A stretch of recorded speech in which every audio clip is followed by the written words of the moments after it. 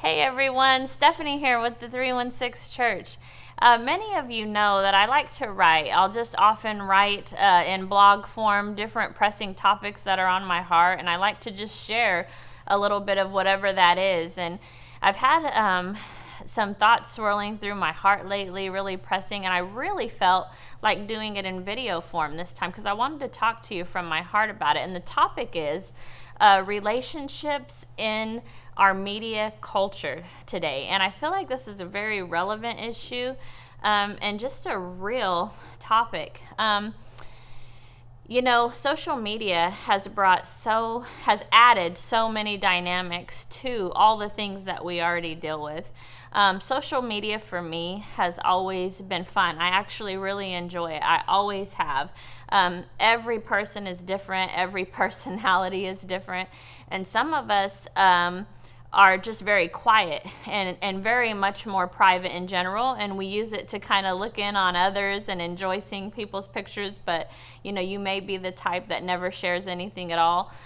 There's so many different types of social media users. I, for one, have been vocal on social media, and I have really enjoyed that aspect. It feels like an online diary where I get to keep track of all the special things, and then I get to be reminded of them a year later as it tells me about my memories. But needless to say, all the different platforms we have and ways to express ourselves and our stories, it definitely brings more layers of things to deal with. It can also really complicate things in relationships because we have such access to others, but also there's a lot of power that we have and a lot of influence that we hold when we share our story publicly, because we could never even imagine how many eyes are actually looking or seeing. And so with that also comes responsibility.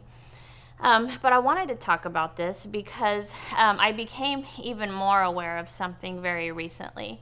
My husband, Cameron, recently threw me a big 40th birthday party. It was a great, big, fun, elaborate party.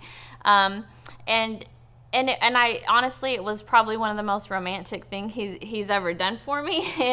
And it really blessed me, and it thrilled me in every way and blessed my heart, and I appreciate it so much.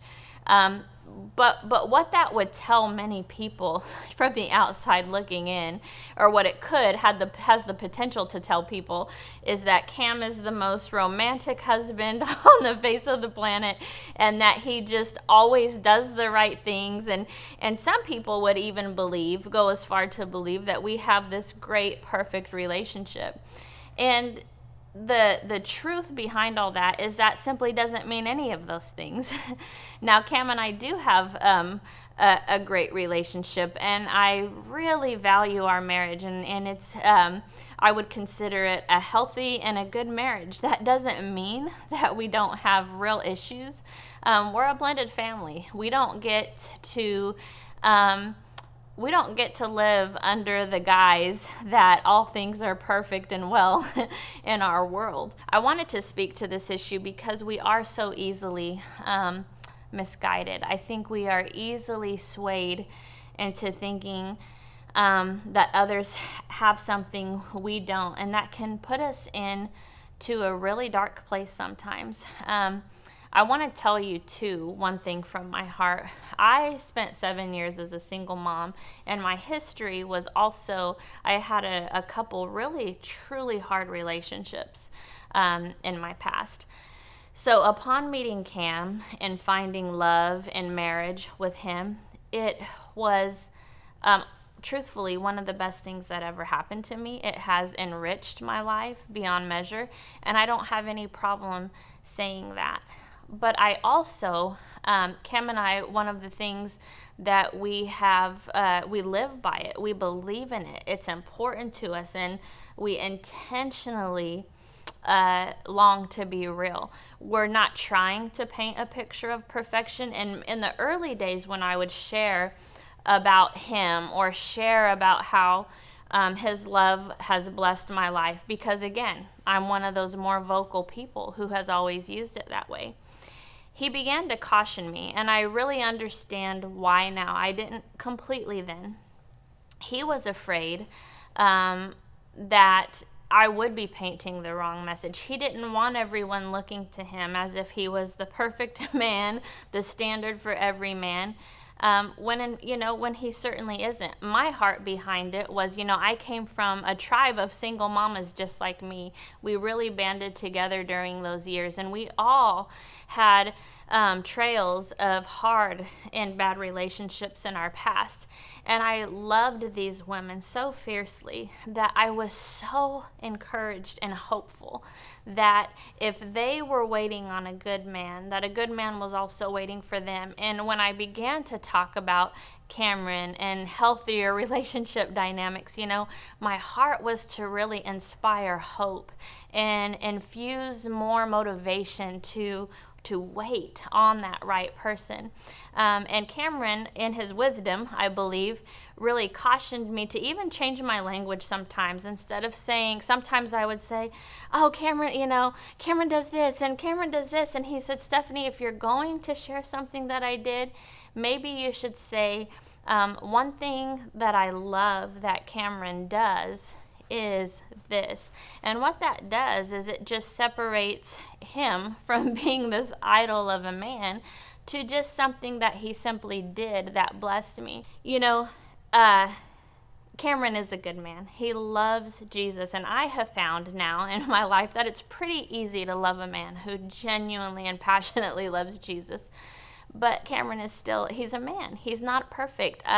With his permission, because we talked quite extensively about all this stuff swirling in my heart, with his permission, I'm going to share with you. Cameron is not naturally a romantic guy. Matter of fact, it takes a lot of stretching for him to do something quite romantic, because I think many men, maybe not all of them, it's not in their natural DNA.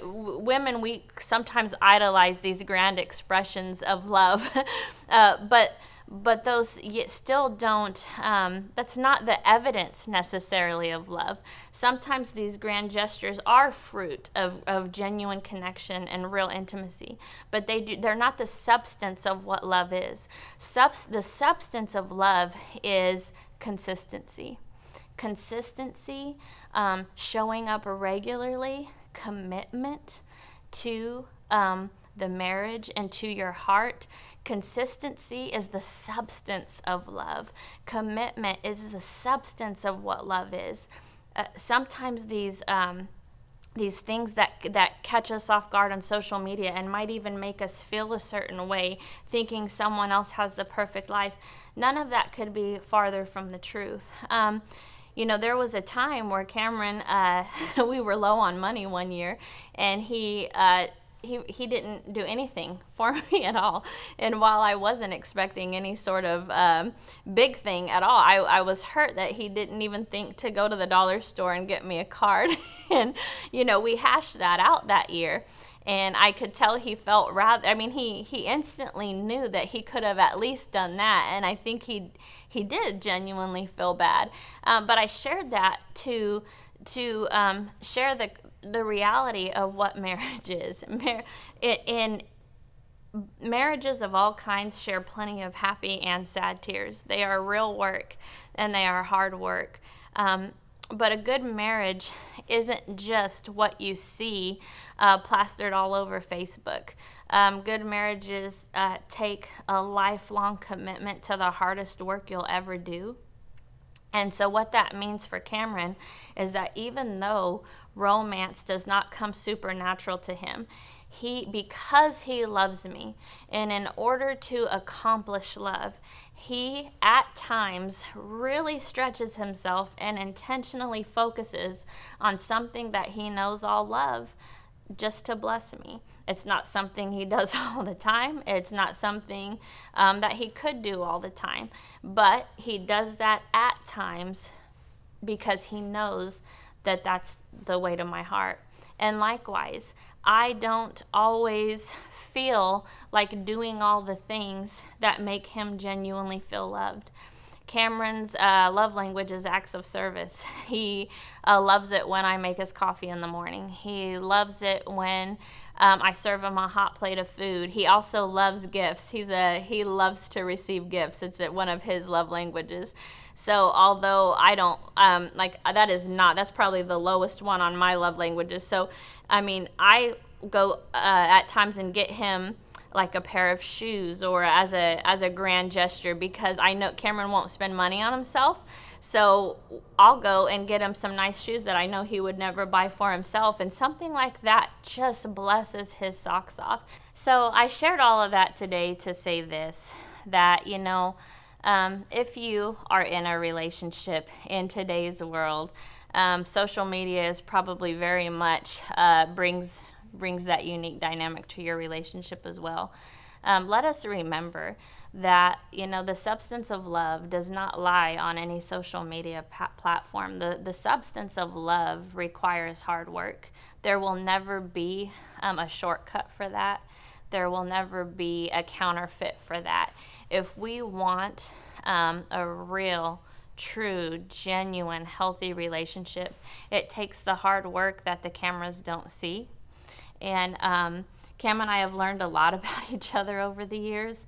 We've learned that we just show up for each other, even though sometimes it's well outside of our comfort zone. Sometimes it's well outside of our want to zone, but we choose to show up for each other sometimes. And then there's a lot of grace we have to give each other when we fail to show up for each other, because there's a lot of that too.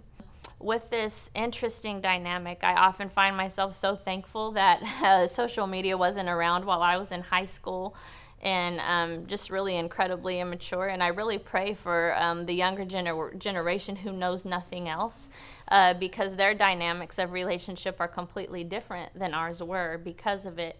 But I do know there is hope, and I know that we don't have to be bamboozled or fooled by it's almost like a seduction that social media can give. A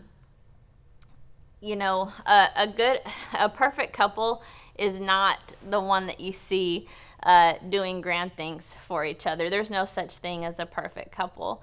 But a good and healthy couple is a couple who will show up and say, you know what, I hurt him and he hurts me. We don't mean to, but we're committed to working it out. We're committed to each other, and we do our hardest to learn and grow together every day. And that's it. That's the bottom line. I would love to go deeper in this topic with you guys if it's anything that you're interested in.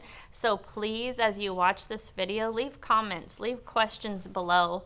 If there's enough interaction, I would love to visit with you again and come back another time.